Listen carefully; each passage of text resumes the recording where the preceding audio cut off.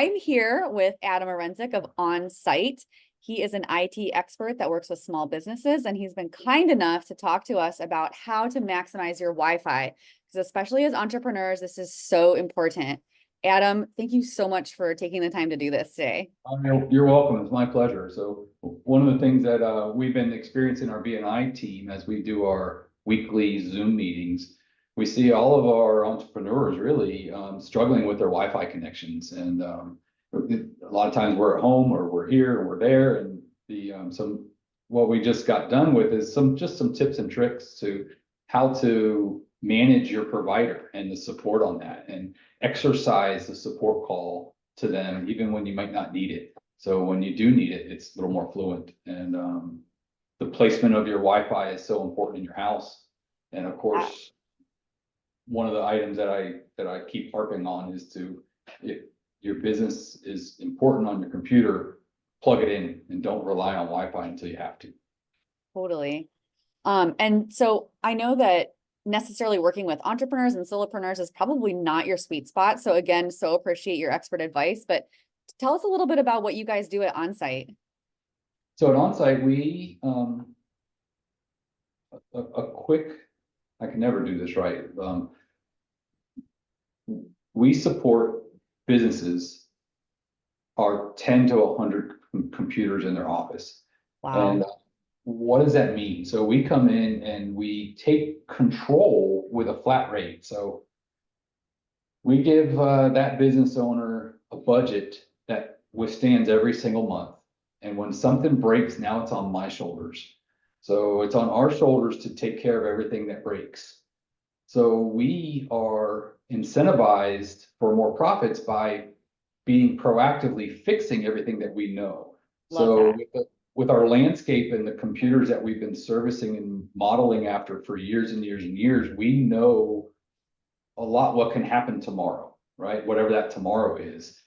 When something does crash, we know how to be prepared for that crash. We can't stop a crash. We can help maintain a computer so it might not, but we can't stop one. But we can relieve the stress on when it happens. If we've got everything backed up, everything in its right spot, and that computer crashes for that entrepreneur or that CEO or the office manager or the receptionist, we know exactly the steps to put into place to replace and repair with ease, because we know where everything's at. We got the backups here, we got the profiles here, we got the specs over here. Everything's in a calmer state than, oh my God, we just crashed. Where's this file? Where's that file? Yeah. So that's part of the calm that we bring. I have a staff that loves all of our customers. So when they pick up the phone, they have a smiling face. And if it wasn't for my staff loving people, we wouldn't have the business that we have, because it's all about people, and the computers are second, really, or third. That's amazing. Well, I'm so glad that we got a chance to talk a little bit about your background and Onsite and stuff. And so now I think let us go into you being an expert on this stuff, and I'll pop off. All right, so today we're going to talk about home Wi-Fi, where it starts and where it stops, what can interfere with it, some best practices for what you can do to help your home Wi-Fi, and we can go from there. So every Wi-Fi internet starts at your modem and your provider, whether it's Spectrum or AT&T or a fiber or Uverse, or it all starts with a provider. That modem carries the internet into your house, and then somehow that is converted into Wi-Fi signal. Many times that is with that provider's router. So a router distributes internet to other devices, whether through a wire or through Wi-Fi. And that's something to distinguish. Something I was talking about at lunch the other day with some others from BNI, where if you can plug in your computer to your router, get that done. I run with my systems plugged into my router. I don't rely on Wi-Fi to do what I'm doing right now. One of the reasons is Wi-Fi can be interrupted by a multitude of items, and that can get real technical. so I won't get too technical into that. A couple highlights, Wi-Fi can be just disrupted by anything metal.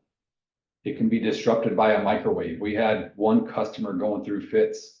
Somebody would do the microwave in the other office next to them.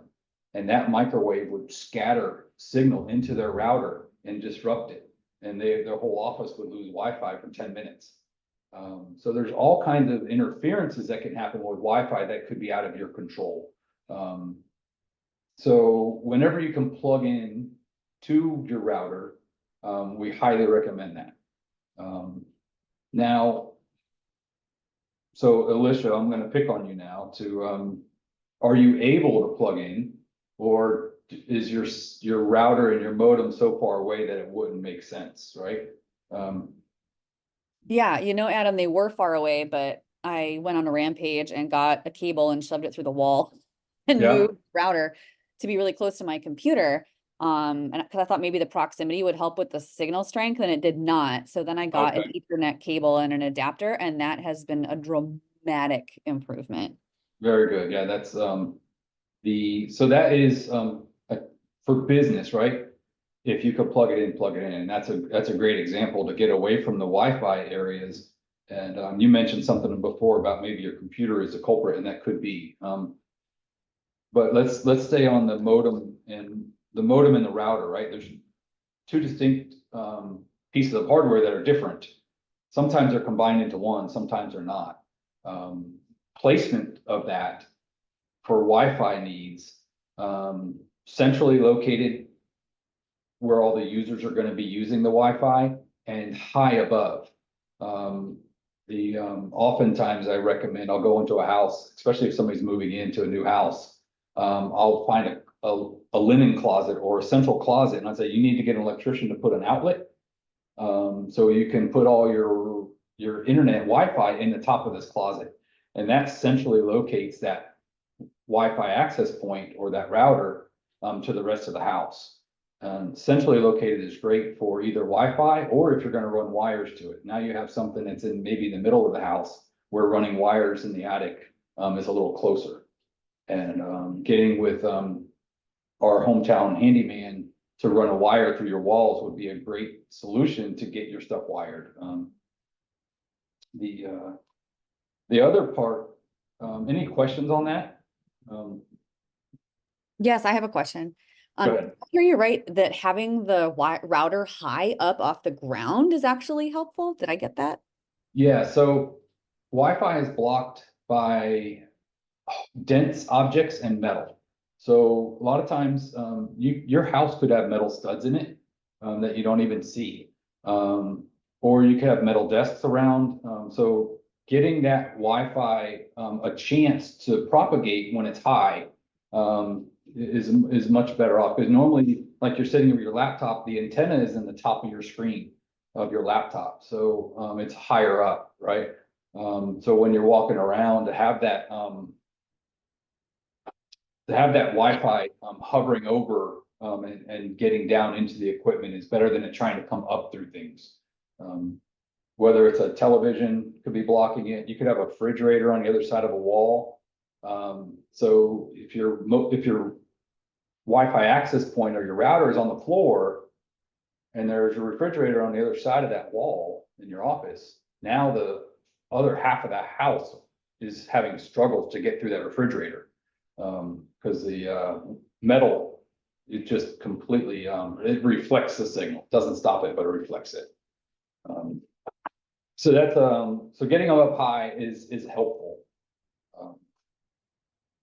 So let me back up one stage to the internet provider and the modem. That internet provider and modem, those technologies change often, and the speeds that you're buying from the internet service provider, which I'll call ISP from now on. The ISP, they have a contract with you to provide you with internet speed. That speed may be 10 by 100, 500 by 40, 1000 by 1000. It all varies on what you paid for. And to be able to hold them responsible they're only really gonna help you if you're plugged into that router when you call them for support. There's so many problems with Wi-Fi that could be, that they don't like helping you with speeds unless you're plugged into the router. And then they can walk you through testing the speed and verifying it. Every 2 years, I have to have Spectrum, 2 to 3 years, run a new cable from the street to my house. The trees and the squirrels get into that cable, and when it rains, my signal degrades. And so I have to stay on top of Spectrum and say, hey, my speeds are down. And that's a common occurrence for not just me, but other customers as well. To stay on top of them, to make sure that they're delivering to your modem what they're promising. And that promising can be a little light sometimes. A lot of times it is best effort and it's not a promise. But they have other ways to test that modem to know, yep, you're getting all the signal that you're supposed to get. You're good. Now you know it's something inside your house, and that can be something to battle with. But if you plug in like you did, Alicia, you plug in your router and your speeds are 400 by 40 or 1000 by 100 or whatever they are, those are good things to report and test on every now and again for that reason. And to know what you're paying for. So when you do that speed test, if it's within 20% of what they're sold you, usually you're good to go. You don't have any problems outside of your house or with your modem.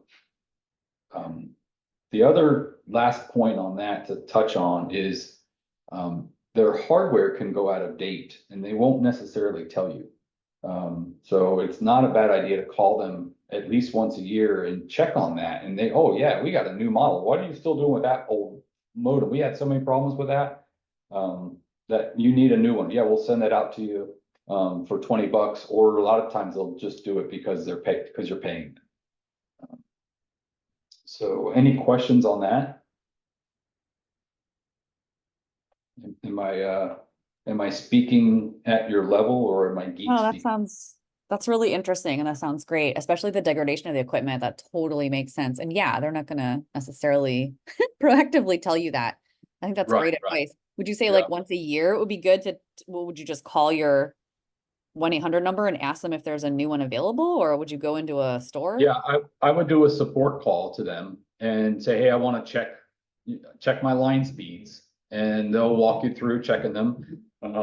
They may or may not, we don't see any outages in your area, so they might want to try to push you off. And with residential services, sometimes they don't like helping you as much.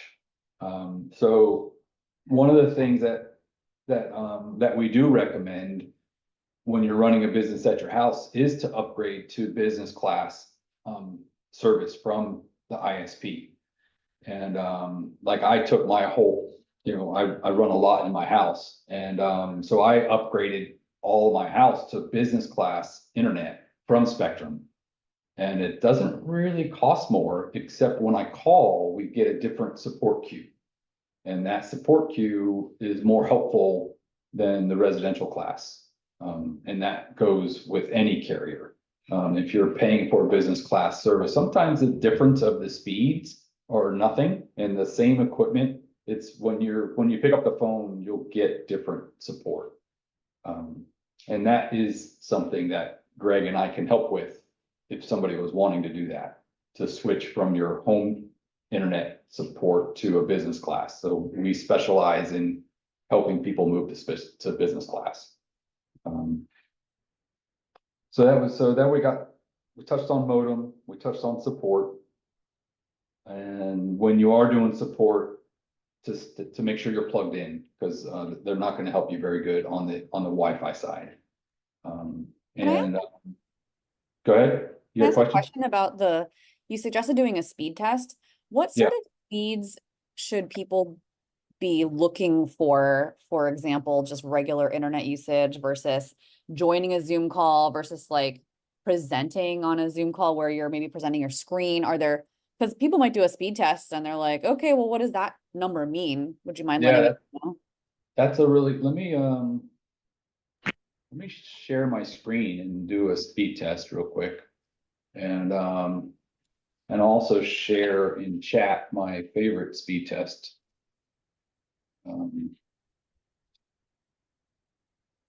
To do that speed test. It's a local here in Brevard. So the test is a little more accurate per Brevard. Let me. And Adam, Yeah. if I could go ahead and interject here in regards to the speed that people have. If you're a legacy customer and you've had, say, Spectrum for a long time, they might have you, they've done a lot of upgrades. So you might have a lower speed, a 100 by whatever, a 200. So if you find out what you have, that should be on your bill, or if not, customer service can tell you. That will tell you, you know, if it's lower than 600, by making a placing a call to them, you can upgrade your speed, because they do offer up to a gig for residential and for business clients. So it might be as simple as getting a higher speed from them, because they don't call you into it. They might be charging you an astronomical rate because you've been locked in. But if you bump up, it usually doesn't cost you anymore, and sometimes you can double your speed. Yeah, that's a great point, and another reason to maybe call every year as well, to find out that what other upgrades are there. I've had some customers that are paying $600 a month for a 100 by 10 because they contracted it 10 years ago, and they're not going to call and tell you to change. Yeah, so Alicia, you asked 2 questions. Let me show you what my speed is with 7 people heavily using the internet right now in my office, right? Let's see what and also we'll give you an indication of what you need to do a quality meeting. So you can see my numbers are not stellar because we have so much going on here at the office. So this 61 is rather low. I know my speeds. I have a firewall that limits my speeds a little bit on purpose, but that's a different equation. My speeds at 61 are adequate as long as the ping and the jitter are low, right? These speeds here are adequate to do any high definition Zoom meeting. So these speeds aren't everything, right? I know I have 400 megabits down, and my office has 40 megabits up. But right now, because so much is going on, my speed test only showed 61. And that's because there's so much going on. But there's other factors. The ping and the jitter are really what affect bad video, right? If you had really high ping and jitter, your video is going to be so ping and jitter. Ping is you ever watched a movie with a submarine, right? And they're pinging something and they hear this ting dong ting. It's actually a audible sound over the internet, and they ping the server, and how long does it take to echo back? So that's what ping is. And so right now, this server that I'm pinging in Brevard is really fast at 12 milliseconds to get that signal back and forth. Jitter, I don't know that I can explain jitter, but I know when you have high jitter, your videos are jittery, right? The videos can stop and start. Greg, do you have a better technical on jitter? You don't have to, but. No, not really. I don't think it has a little bit to do with, your packet loss. So if we want to go there. Yeah, so so lower the better on the ping and jitter. So low is good. And I've seen quality internet when the ping is in the 40s. If it's much more than 40, there may be a problem, but it's hard to say. That can be one of the geeky things that we look at all the time. But if it's 40 or under, I am not worrying about it.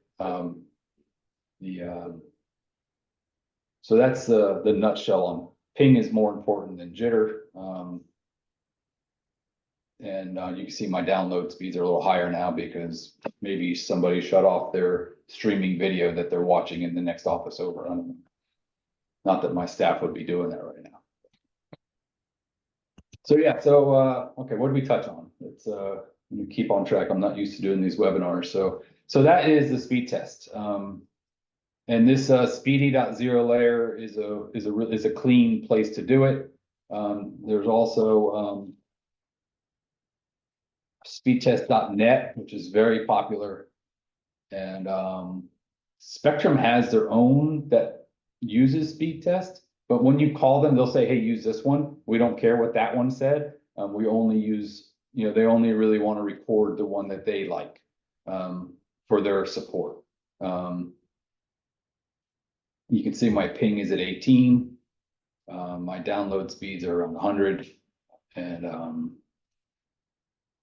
the more you're doing, the more it's going to use up. So this number is the upload. That means I can send you a video feed without any problem. The download is a video feed I would get from somebody else. That's the up and the down, whether it's an email or a video feed or what have you. So speedtest.net is a good one. There's even a mobile app for speedtest.net I use all the time to check to see what how my mobile's doing. So those are that. Let me unshare before I show you my bank account.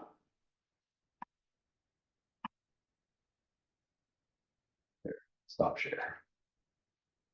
All right, so there we go. So speeds, feeds, routers, Wi-Fi. Alicia, what you asked in the beginning is very probable. Your actual device, whether it's a mobile phone or a laptop, could have an old Wi-Fi protocol in it. That it's just an old model, right? 10 years ago, if you got 20 megabits on any Wi-Fi device, you were doing great. Today, we expect more. We expect full internet speeds on any Wi-Fi. And on modern laptops, you can get that. So when you're having problems with your Wi-Fi on your laptop, it may be a sign that your laptop needs to be upgraded, right? Generally in business, we do recommend replacements on laptops about every 5 years. And if you're inside that window of 5 years, you should have a pretty modern Wi-Fi in that machine. That's a good question. Do you need a new laptop or can a new Wi-Fi piece in the lap? So it used to be that the Wi-Fi devices were easily exchangeable. You can pop one out and pop one in. Today, now it takes a bit of a mechanic to get in there and pop out a card and in a card. And the laptops today are sometimes made so solid state that you can't change them. Now, you could go get a small Wi-Fi device that looks like a pen drive, right? It's about a quarter of the size of this. That'd be like barely a half-inch long. That could upgrade your Wi-Fi.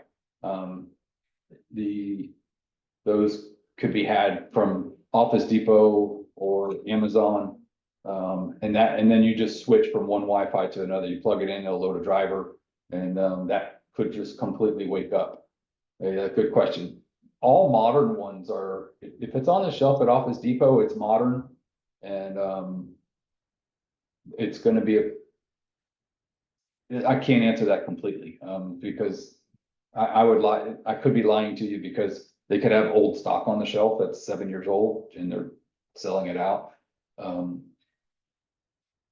Yeah, Wi-Fi adapter, USB Wi-Fi adapter, and we've been out of that market for such a long time because the modern laptops just come with the good ones. So I think AC or ACN would be some numbers to look for on the Wi-Fi, the USB Wi-Fi adapter. I would be surprised if it costs more than $30. So it'd be an easy, inexpensive try and maybe branch out your Wi-Fi and extend the life of your laptop. All right, so what did we cover? We covered location, and of course, I'll say it 100 times, if you can plug it in and stop relying on Wi-Fi.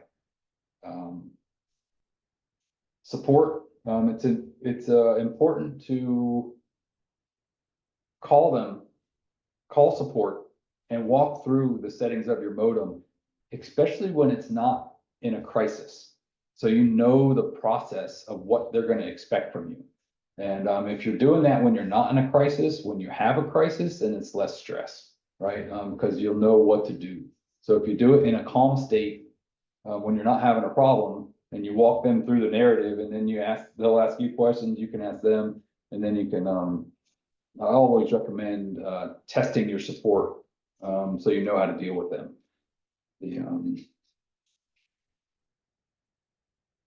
So what else? I think that's about it. I think, so generally, one last piece on Wi-Fi and routers. Generally, the provider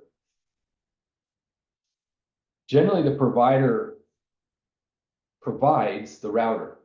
And I know and sometimes it might be $5 a month on your bill. Sometimes they include it, and that's hit or miss. I've seen that all over the board. But if they are providing it, it's a good idea to include that for them to maybe upgrade it every year, or possible. If you're running your own, that's a whole nother ballgame. Usually a $200 to $300 router. You can get $40 routers. Usually a $200 to $300 router is going to be a better bet for good Wi-Fi and good internet. So that's a little bit, sometimes that's a little stickier. Usually I try to put the customer back, especially in a home situation, to put them back on the Wi-Fi that Spectrum or AT&T and that router that they're providing. So those were Adam Orenczak's tips for entrepreneurs who need to dial in their internet connection. Adam's company name is Onsite, and you can find them online at onsite123.com. Thanks, Adam, for the tips. And gosh, internet connection is so important. So I really think that you're going to be helping a lot of people. I'm so glad that you talked to us.